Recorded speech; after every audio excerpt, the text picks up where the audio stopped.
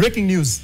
The Confederation of African Football, Wakabi, has sent a statement to, of course, the local organizing committee regarding the things that have transpired in the past week, most specifically during that game between Kenya versus Morocco. And Wakabi, very interesting observations and recommendations by CAF, because it seems like the next game against Zambia will not be at full capacity.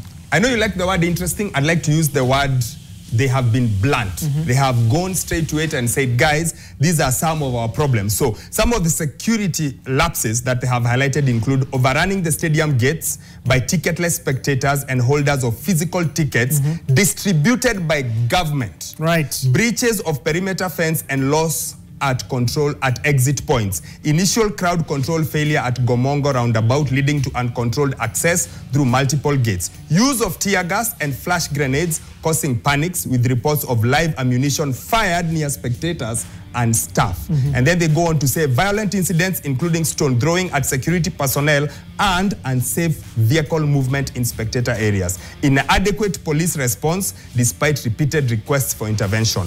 There was no medical incident report submitted, and there was insufficient communication tools and lack of CCTV coverage at critical points. So they have not beaten around the bush. They've come in and said, this is what we think. And their number one point, again, I repeat, Bernard, overrunning of stadium gates by ticketless spectators and holders of physical tickets distributed by government. That is very, very key, because they have outrightly stated, look, all those rumors that have been being swirling around that people were given tickets, it has actually been confirmed that tickets were actually given to people who had not purchased them legitimately on the platform that had been identified for CHAN.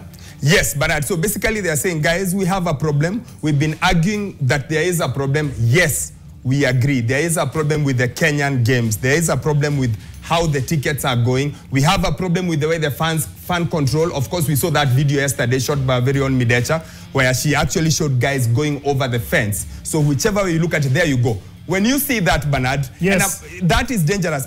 In my days when I used to frequent the stadium, a guy would get hurt. You see the spikes that are on top, and you can imagine the pain that would happen. Yes, so yes, whichever way you look at it, this cannot continue going on. I think that is the message that CAF is saying. It's saying, listen, you have to do better as a host nation.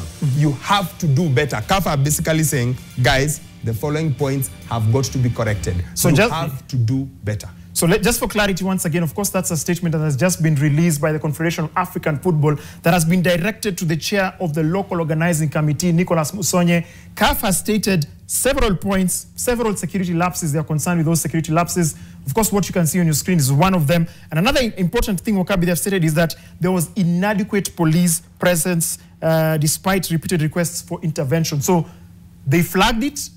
They said there's a problem, but they didn't get the kind of response they would have wanted. And remember, Wakabi, in the build-up to CHAN, of course, the security forces had stated that we're going to have elaborate security protocol. Yep. But unfortunately, it seems that this did not actually happen in the game against Morocco. And obviously, in previous games, because we've been sanctioned, I think almost close to 3 million. Every game we've had a sanction. So game 1, sanction. Game 2, sanction.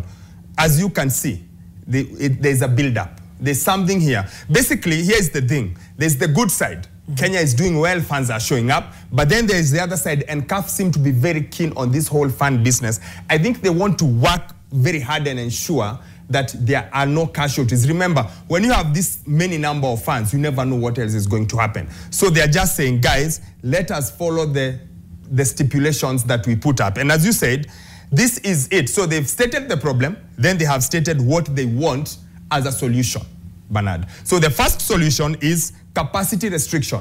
So the maximum fans that can be there for the next Kenyan game is 60% of Kasarani. Now 60% of 48 or 48,000 or whatever is something like 27,000 tickets. That is what they have said. So their first recommendation is the following measures. 1, minimum 60% of the stadium capacity. So 27,000 tickets will be on sale. Then with regards to ticketing, entry strictly limited to electronic ticket holders, and thermo tickets are prohibited. And third, public accountability and compliance campaign. The local organizing committee and the government have to launch a public media campaign reinforcing safety protocols and entry requirements. So those are the 3 key things they want. So number 1, only 27,000 fans will be in for the next game. Second, everyone must have their ticket how?